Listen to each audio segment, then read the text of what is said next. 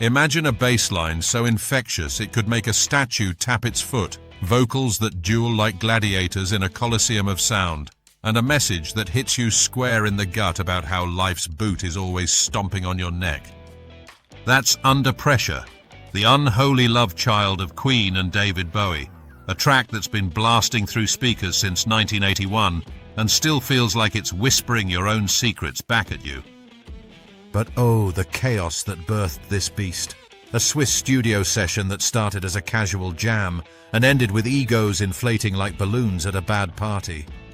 Stick around, because we're about to peel back the layers on how a forgotten riff after dinner turned into rock's ultimate stress anthem, complete with lawsuits, scat showdowns, and enough drama to make a soap opera blush.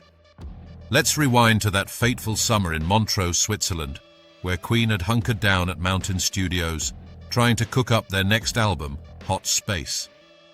These lads, Freddie Mercury, Brian May, Roger Taylor, and John Deacon, weren't exactly slumming it. They owned the place, for crying out loud, a tax dodge disguised as a creative haven. They were tinkering with a half-baked ditty called Feel Like, something Roger had scribbled about love gone wrong, all mopey and mid-tempo. Picture it, the band's knocking about, strumming and drumming, when who strolls in but David bloody Bowie, fresh from his own session down the road. Bowie, the chameleon king, the man who could change personas faster than you change socks, pops by ostensibly for a chat, but ends up crashing the party. And just like that, Feel Like gets a makeover so extreme it might as well have gone on reality TV. Now here's where it gets juicy. The composition of Under Pressure wasn't some meticulously planned symphony. It was a drunken improv session fueled by wine, pizza, and whatever else was floating around that studio. They jammed for hours, building from that embryonic tune into something raw and urgent. John Deacon lays down this killer bass riff. Ding, ding, ding, diddling, ding, you know the one, the heartbeat of the whole damn song. But get this, they break for dinner, probably stuffing their faces with fondue or whatever the Swiss shove down your throat, and when they come back, Deacon's forgotten the bloody thing. Roger Taylor, bless his memory, pipes up and recreates it, saving the day. Or wait, depending on who you ask, Bowie might have tweaked it, or maybe Deacon misremembered it on purpose after a few too many glasses. Interviews over the years are a mess of contradictions. Deacon once credited Bowie, May says it was Deacon all along, and Bowie's website claims the riff was there, pre-Bowie. It's like a rock and roll whodunit, innit? What if they'd just shrugged and gone home? We'd be stuck with Feel Like, a forgettable B-side, instead of this juggernaut. And the lyrics? Oh, they didn't just fall from the sky. They erupted from the pressure cooker of those sessions. Pressure pushing down on me, pressing down on you, no man asked for. That's the opener. A gut punch about the weight of the world, the grind that turns sane folks into screaming lunatics. Bowie and Mercury were trading lines like verbal ping-pong, channeling the anxiety of the era, Cold War paranoia, economic slumps, the whole rotten lot. Bowie, ever the lyric overlord, steered it towards this plea for compassion. Why can't we give love one more chance, turning a rant into a redemption arc? It's got roots in the human condition, sure, but dig deeper. That insanity laughs under pressure we're breaking bit. Pure observational gold, inspired by the madness of fame, the cracks that show when life's squeezing you dry. They scat-sang their way through it, those ba-ba-ba bursts like musical fireworks born from pure jam energy. Freddie and Bowie were like two peacocks in a cage, each trying to out-vocal the other. Freddie with his operatic flair, Bowie with that cool alien detachment. Brian May later admitted it was a battle royale in the mixing room. Egos clashed so hard you could have powered a city with the sparks. By the time they wrapped that marathon night, they had a track that screamed urgency, but the real fun was yet to come. They shipped it off to New York for final touches at Power Station Studios, where Bowie insisted on overseeing the mix like a hawk on steroids. Originally titled People on Streets, Bowie vetoed that and slapped Under Pressure on it, a nod to the lyrical core. And talk about quirky aftermath.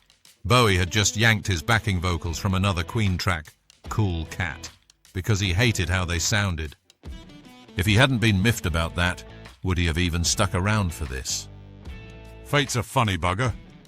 The single drops in October 1981, B-side Soul Brother, and bam, it's Queen's second UK #1 since Bohemian Rhapsody, Bowie's third.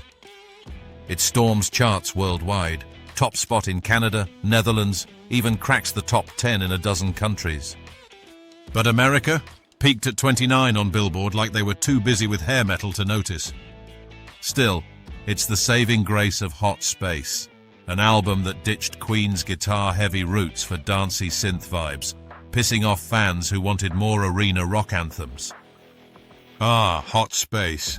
The album saga deserves its own spotlight, because Under Pressure was the diamond in a pile of, well, experimental rubble. Released in '82, Hot Space was Queen's bold swing at disco and funk, influenced by Freddie's love for the nightlife scene. Tracks like Body Language, with its synth pulses and minimal guitars, had Brian May scratching his head, wondering where his solos went.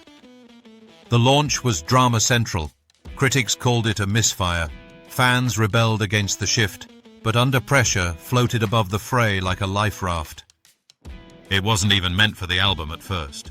They tacked it on some editions of Greatest Hits, then squeezed it onto Hot Space. Bowie's involvement added that extra layer of intrigue. Two titans colliding, one from glam rock's outer edges, the other from Queen's theatrical empire. And the video? Directed by David Mallet, it's a montage of stock footage, crowds crushed in traffic, explosions from wars, silent film horrors like Nosferatu for that Insanity Laughs vibe. They even had to edit out Northern Ireland bomb clips for Top of the Pops, because nothing says family viewing like avoiding real-world controversy. It's visual poetry on pressure, love blooming amid chaos, fun piercing the gloom. From there, Under Pressure ascends to legend status faster than you can say scat solo. Queen belts it out at every gig from '81 to '86. Freddie channeling Bowie's parts with his signature swagger. Check the Wembley '86 recording if you doubt the electricity. Bowie, ever the elusive one, doesn't perform it live until '92 at the Freddie Mercury tribute concert, duetting with Annie Lennox in a moment that still gives chills. He tours it later with Gail Ann Dorsey on vocals, dedicating it to Freddie like a cosmic nod. The song's ripple effects? Endless. It inspires covers galore.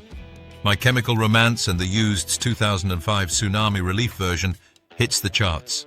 Shawn Mendes drops an acoustic take in 2018 for the Bohemian Rhapsody film promo. Even Shoo Shoo twists it into avant-garde weirdness. But the quirkiest? That 2017 mashup Mouth Pressure by Neil Cicierega, slapping Smash Mouth's all-star vocals over the instrumental, absurd genius like peanut butter on pizza. And let's not forget the infamous Ice Ice Baby fiasco. Vanilla Ice samples that bassline in 1990 without a whisper of credit, turns it into a rap phenomenon, then denies it's a sample at all. Mine's ding ding ding diddling ding ding, he claims, like adding a ding makes it original. Queen and Bowie sue, settle out of court, get songwriting credits and royalties. Vanilla later boasts he bought the publishing rights for $4 million, calling it a steal, but Queen's camp shuts that down flat. Shared publishing, mate, no solo ownership. It's a satirical swipe at the music biz. One song's pressure births another's empire, only for the courts to apply their own squeeze. What if Vanilla had asked permission first? Probably still rich, but without the delicious scandal. The enduring impact? Under Pressure isn't just a hit, it's a cultural pressure valve. That bassline tops lists as the best ever. Stylus magazine crowned it king in 2005. Rolling Stone calls it the second best collab of all time. Right behind, well, nothing worth mentioning. It's on every Queen's greatest hits, Bowie's too, and pops up in films like After Sun with a haunting remix. The Royal Philharmonic even orchestrated it in 2008, turning rock into symphonic drama. Lyrically, phrases like "give love one more chance" have become mantras for tough times, a reminder that amid the cracking under pressure, compassion's the glue. It's influenced everything from mental health chats to anti-war anthems, proving rock can preach without preaching. And Quirky aftermath? Bootlegs of Feel Like circulate like forbidden fruit, showing what might have been. A sappy love song instead of this powerhouse. So there you have it, the wild, wacky ride of Under Pressure, from Swiss jam to global icon, packed with forgotten riffs, ego tussles, and a bassline that launched 1,000 imitations. If this tale of rock's pressure cooker has you grinning or gasping, smash that like button harder than Deacon's bass. Subscribe for more dives into the lore that makes music magic, and drop a comment. What's your ultimate pressure-busting track? Until next time, keep the volume cranked and the world at bay, because why can't we give ourselves one more chance?